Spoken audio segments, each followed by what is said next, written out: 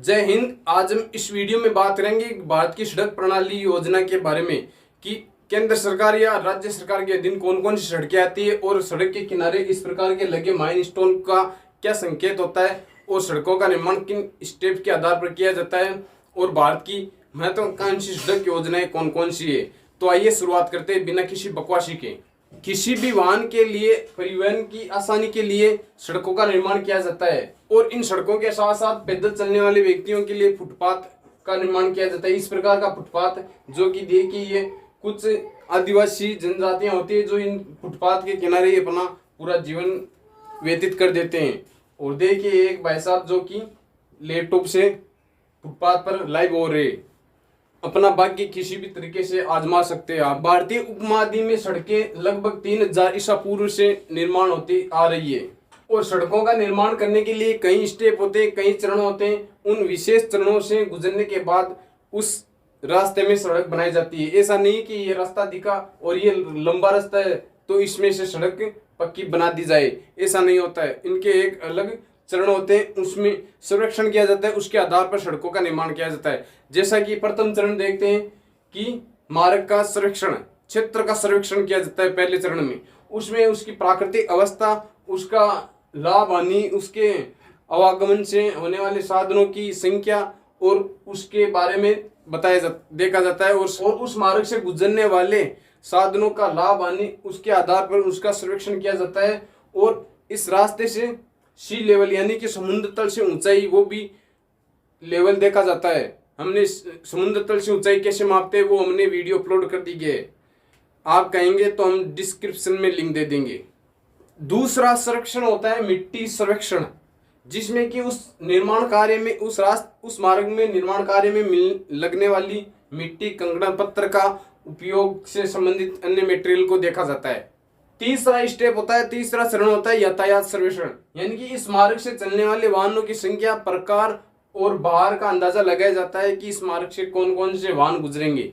ये तीसरा स्टेप होता है। चौथा स्टेप होता है ज्यामितीय डिजाइन, जो कि इस मार्ग का पहले ज्यामितीय डिजाइन के रूप में प्रोजेक्ट तैयार किया जाता है। सड़क की लंबाई, सड़क का रेखांकन करना और सड़क से स्थानीय मार्ग का जुड़ाव, यानी कि इस मार्ग से जुड़ने वाले स्थानीय मार्ग कितने, जो कि अधिकतम यातायात साधनों का भार सहन कर सके। इस प्रकार पहले इसका डिजाइन, ज्यामितीय डिजाइन तैयार किया जाता है। होता है संरचनीय डिजाइन, जो कि इस मार्ग से पड़ने वाले कंकड़ी, पत्थर या मिट्टी का सर्वेक्षण करके उसमें वाहनों की सुगम दृढ़ता के लिए सर्वेक्षण किया जाता है। भारत में सड़क निर्माण का कार्य श्रम शक्ति यानी कि मजदूरों से या फिर कहे कि यंत्रों से किया जाता है। भारत में सर्वाधिक श्रम शक्ति होने के कारण ज्यादातर सरकारी योजनाएं श्रम शक्ति के आधार पर यानी मजदूरों से किया जाता है। यही कारण है कि भारत में सरकारी योजनाएं लंबे समय तक चलती रहती है। सड़क की कुटाई यानी कि जमाव, सड़कों का जमाव रोलरों से किया जाता है। और कई ऐसी सड़क योजनाएं होती है, कई ऐसे सड़क प्रोजेक्ट होते हैं जो कि शीघ्रता से करने होते हैं। उनमें यंत्रों का प्रयोग किया जाता है, जैसे बुलडोजर, समतल स्क्रैपर, रोलर, जेसीबी, इन भारी मशीनों का प्रयोग किया जाता है। भारत में राष्ट्रीय राजमार्गों का निर्माण केंद्र सरकार के अधीन होता है, जो कि केंद्र सरकार के द्वारा ही इनका निर्माण और रख रखाव की जिम्मेदारी होती है। भारत में सबसे लंबा राष्ट्रीय राजमार्ग NH नेशनल हाईवे 44 यानी 44 है, जो कि श्रीनगर से कन्याकुमारी तक फैला हुआ है। इसकी लंबाई है 3745 किलोमीटर। ये 12 राज्यों से होकर गुजरता है। इस प्रकार है, ये लंबा है एकदम और ये 12 राज्यों से होकर गुजरता है। इसी NH 44 पर जम्मू कश्मीर में भारत की ज्वार सुरंग यानी कि बनिहाल सुरंग भी स्थित है, जो कि 2.85 किलोमीटर लंबी है। राष्ट्रीय राजमार्ग नेशनल हाईवे 1 और 2 को संयुक्त रूप से ग्रांड ट्रंक रोड कहा जाता है, जो कि भारतीय उपमहाद्वीप में पूर्व बांग्लादेश के चट्टगांव से लेकर पश्चिम में अफगानिस्तान की राजधानी काबुल तक लंबी थी। वर्तमान में ये 2400 किलोमीटर लंबी है। मौर्य काल में इस सड़क का नाम था उत्तरपथ, यानी कि उत्तर दिशा में था तो ये उत्तरपथ था। और शेरशाह सूरी ने इसका नाम आजम ए सड़क रखा, प्रधान सड़क, आजम ए सड़क नाम रखा था शेरशाह सूरी ने। और ब्रिटिश काल के समय इसका नाम ग्रांड ट्रक यानी GT रोड नाम रखा गया था।